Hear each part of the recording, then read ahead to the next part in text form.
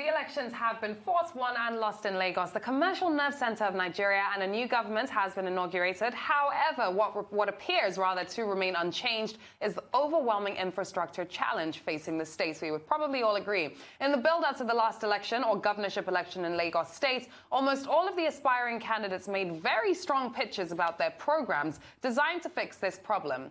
Now we're being joined by Dipo Johnson, a lawyer and the governorship candidate of the Alliance National Party in Lagos State during the 2019 governorship elections. He's here to share his perspective on where Lagos is at the moment and where it should have been, all things being equal. Welcome to the program, sir.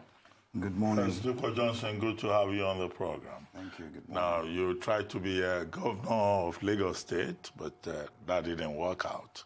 But I'm sure that after that election, you must have been watching the process in Lagos State. Close to 3 months after the election. What's your assessment of what Babajide Sanwo-Olu has been doing? Do you think he has managed to hit the ground running or he's crawling? What would you like to see that you have not seen? Well, I believe the elections were in March. He was elected in March. We keep saying, oh, they were sworn in on the 29th of May. But really, the system is such that after elections, you're given some time, both for a transition period and then maybe for cases, tribunals, and what have you. And if you do not have, let's say, how many months now, you do not have a cabinet in place, the same thing at the federal level, then it just goes to show that you are not working at the pace at which you ought to be working. There's been a lot of talk, a lot of things we want to hear, to be fair. Some will say, yes, he's preparing to do positive things when he has his cabinet in place. But if you want to be strict and you want to be dispassionate in looking at it, you say, even if it's May, what's happened? We have a list of about 25 people that have been sent to the Lagos State House of Assembly. I believe, I'm not sure, I think they have been screened. But we know they've said that there are going to be more names sent there and everything. But this is all slow, tardy. Lagos is running on autopilot. When the permanent secretaries, the civil servants are running the state, you're on autopilot. But there again, from the list he sent, I think there's some hope. I'm not one to criticize blindly or what have you, but not where we ought to be. Definitely not where we ought to be. A lot of Nigerians are not necessarily, well, a lot of Lagosians are not too happy at the moment. One of the greatest controversies would be that of the Papa gridlock, the bridge gridlock, and what happened around that, with the current governor before office mentioning that he was going to have fixed this issue within 60 days within the media, but then afterwards, of course, coming out to say that he never said that, and that's not the case. Till today, we still have the Apapa gridlock. People who live in Apapa are struggling to get from A to B every single day, and it's absolutely unheard of. I mean, seeing as you could clear it when the president came into town. So if you were the governor of Lagos State, what would you have done differently to ensure that by now that problem is no longer in existence? Because really it is the bane of everyone's existence. Well, it's all about political willpower, because I believe that this problem has been there for years. And if you recall, Fashola dealt with it quite decisively. Unfortunately, things seem to go terrible, worse when Ambode was governor. And of course, Sanwo-Olu made his promise. But there was a federal task force to look at that. And to be fair, it's slightly improved. I come from the Surulere axis every morning into Lagos. And when I'm going back in the evening, you see the trailers lining up. What I think they haven't been able to do, there's some sort of cartel going on. Trying to go into Akpakpa, you see that you have these checkpoints, probably a joint task force, you see last mile officials and everything. And you see people there And I tend to feel that, I may be wrong, I tend to feel that they're negotiating with the soldiers and the last mile people that it's my truck's turn or what have you. But going into Apapa, you see that some of the roads have been fixed or are being fixed. And for me, because your question was what would I have done, there's always a short-term, medium, and long-term solution to it. And I said it during the elections then that one, they have to work hand in hand with the NPA because the ports are federal, and make sure that one of the things that would have been done or should still be looked at is the fact that we have container terminals in various places. You have in Ikorodu, you have in towards Ojo, Amu-Odofin, in areas like that, along Tinkan Island.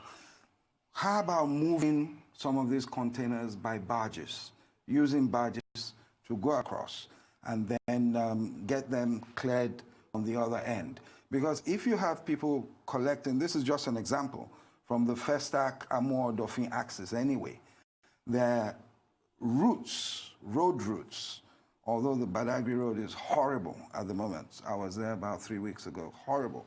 Their routes through that side into Ogun State. There are routes from Ikorodu, the Ikorodu lighter terminal, straight into Ogun State as well.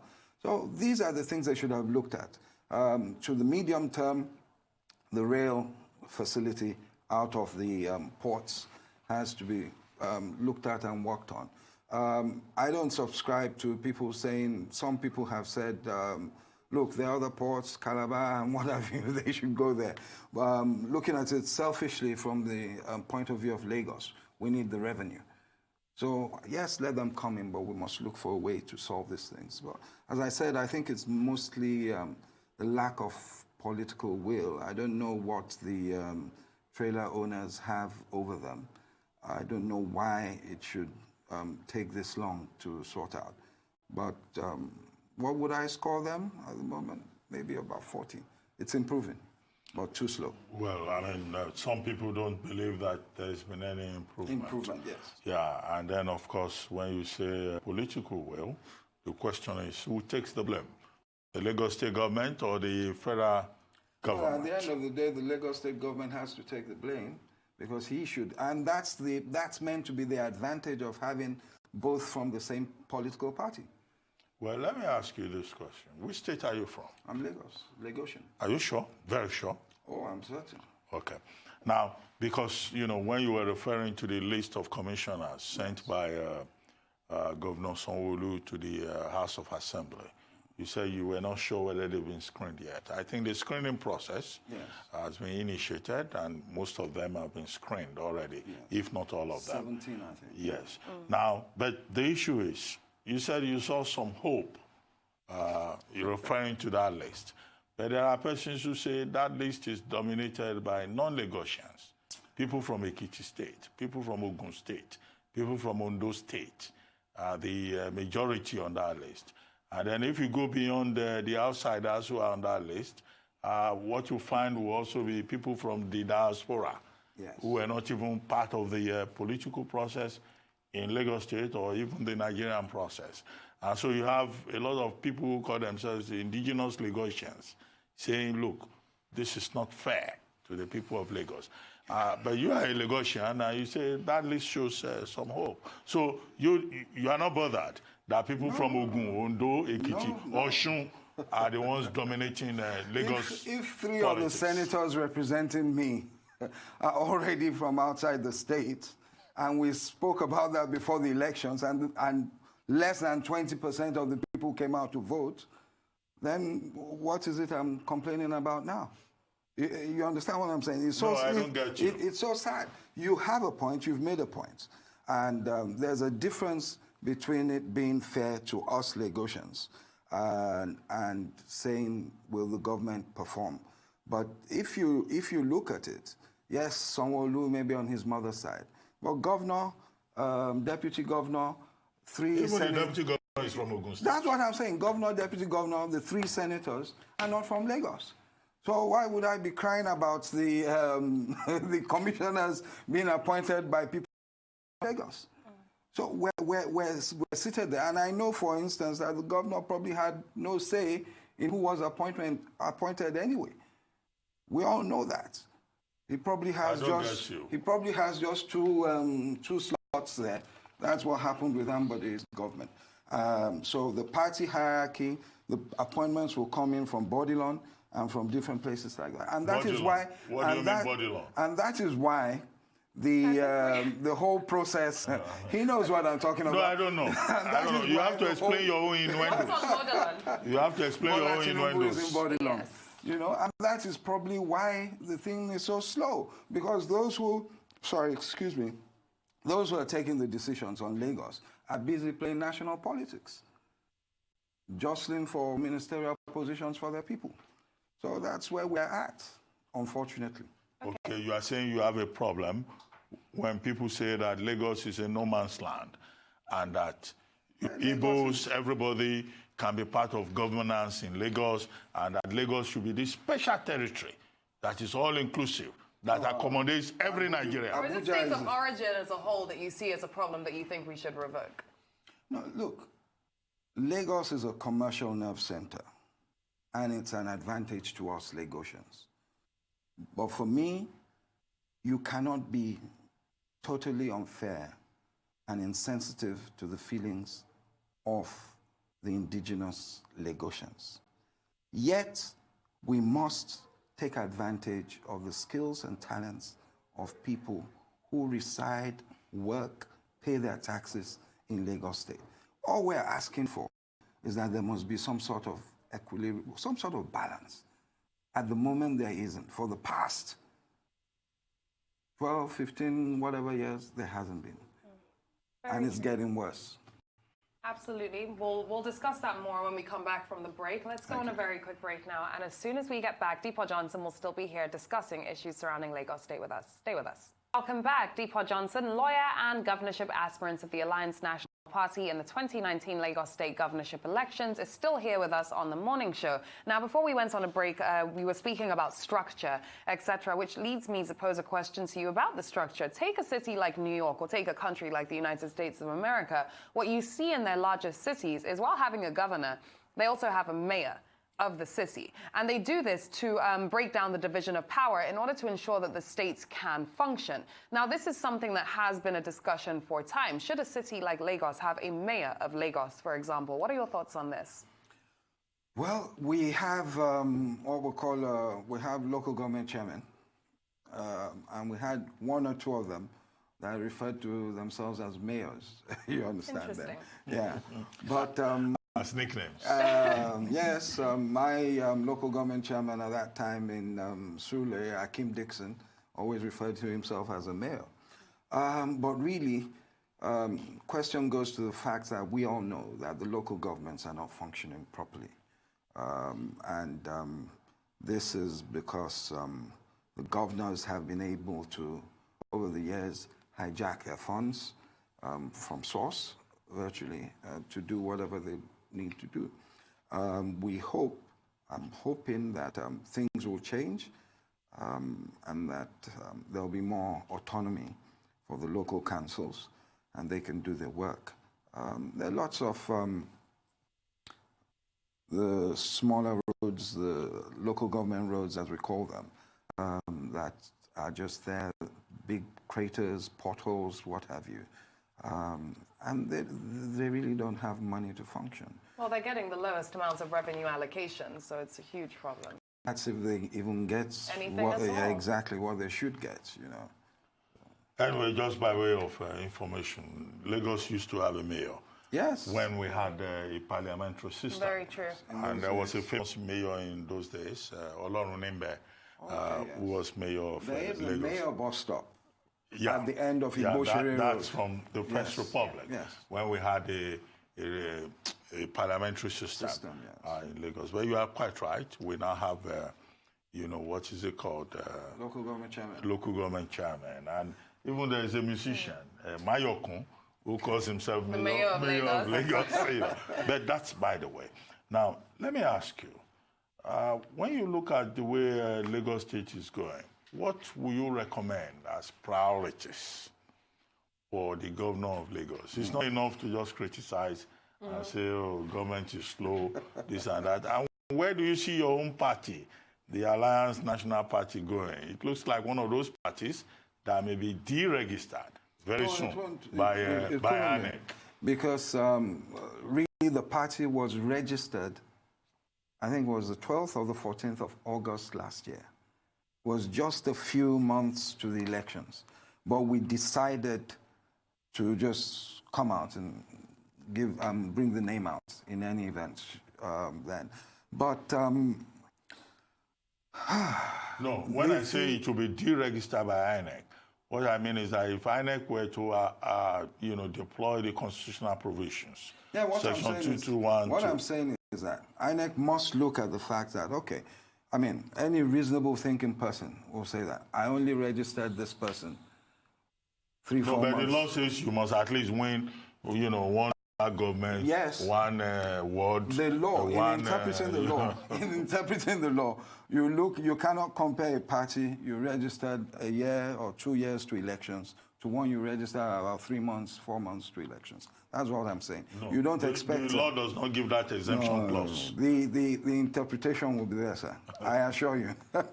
But in any event, priority areas for Lagos, well, we say that the usual things, healthcare, education, all these things that go to the people. He has to do a lot of work regarding those who will deliver the services. Those are the civil servants, the public servants. You have to make sure that they're well taken care of, they're trained and retrained constantly. Then I'd like to see, because of the burden Lagos faces, people coming in on a daily basis, the burden on our infrastructure and what have you, I'd like to see a situation whereby our data collection, data management will be much better.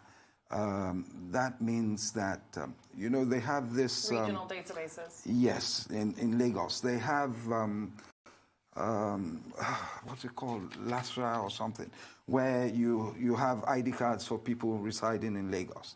Now, I'd like to see that being updated in a better manner. As soon as you're putting in your wards or your children in school, it's going into the database. As soon as you go to a clinic, going into the database. Then you're able to plan. At the moment, I don't think they're able to plan, because really they cannot tell you to a high degree of accuracy how many people are in Ajegunle. It's increasing on a daily basis. If you do not know how many people are there, how do you know the sort of schools you want to put in the area, the sort of clinics or what have you want to put in the area? So all these things. Exactly. So he has to do that, put something in place that will give them proper background information so that his government can be mobile, in the sense that he can say on a monthly basis that, oh, this area is growing faster than this area. We have to put in more resources here. We have to do this, we have to do that. All those things are very important. Well, one area that we do need to plan for is our positioning in Africa as a city. We're now set to overtake Johannesburg as the second largest city by GDP, if I'm correct, about $33 billion. Now, I remember or recall in 2018 a report coming out that in 2017, Lagos State managed to generate 8 billion naira from tourism alone. Clearly, this is a sector that's growing. This is a sector that the government needs to take seriously, and we need to know that things are going on within the tourism sector. Let's speak about this for a bit. How important is tourism for a city like Lagos? How much emphasis does this government also need to put on tourism? And if you were the governor of Lagos, what would you be doing in the focus of tourism in Lagos State? Well, tourism is very important. As you say, revenue generation from there is great. But you need to do a lot of work with your security, infrastructure. Though, I mean, you don't have tourists coming in where kidnapping is on the increase. Lagos hasn't suffered that much from such things. But then if you look at the Ibejuleki axis, I'm not suggesting that it is only where you find water or beaches that the tourists will go to. But that is a natural area, all the way down to Badagry. All those places are areas that you can take advantage of. You have to try to get the private sector into it. I keep saying that we do not utilize our waterways. The Five Cowries Creek, is it? And then it goes all the way through between Awolowo Road and Victoria Island, all the way to Lekki, whatever. It's not being properly utilized. You can do that. You can try to partner with the private sector. The government's doing that yes, now. And intensify on that to make sure that you sell the state to tourists from different countries. During Fashola's time, they tried to upgrade Badagry, as it were, the slave trade center, things like that. We had the Black Heritage Festival. We had the Ayo Festival now and again. So these things have been able to attract people to the states, and you can do more of it. And also, if you really work on your sports for the youth and try to host more sporting events, you get people coming in to the state as well through the year. Sports, music festivals. Well, if Governor Sanwo-Olu were to maybe watching this program, decide to offer you a job as an advisor or a consultant or as an assistant or as a contractor or whatever, will you take it? If yes, why? If not, why? Difficult one. Difficult in the sense that I've had history with their party. If Sanwo-Olu were to be, and I'm sorry to say, I'm not being rude, an independent executive governor, I wouldn't hesitate to work with him. But if I feel that you just be talking and cracking your brain, and at the end of the day, the person employing you does not have the final say on certain salient issues, then there really is no point. But I'll always offer advice if I'm asked, because first and foremost, I'm a Lagosian and I want this state to go forward. You are saying that Governor Sanwo-Olu is somebody else's employee? Can you clarify this? I'm a bit confused. Well, he did say at the start that the state is run by the PAMSECs and civil servants. No, PAMSEC. But now it sounds like he's saying he's working for someone. Let him clarify his own innuendo. Well, you said the governor is not independent? We all know what happened to Governor Ambode. Party-wise, no, you tell me. I don't know. Regarding his re-election, which didn't happen.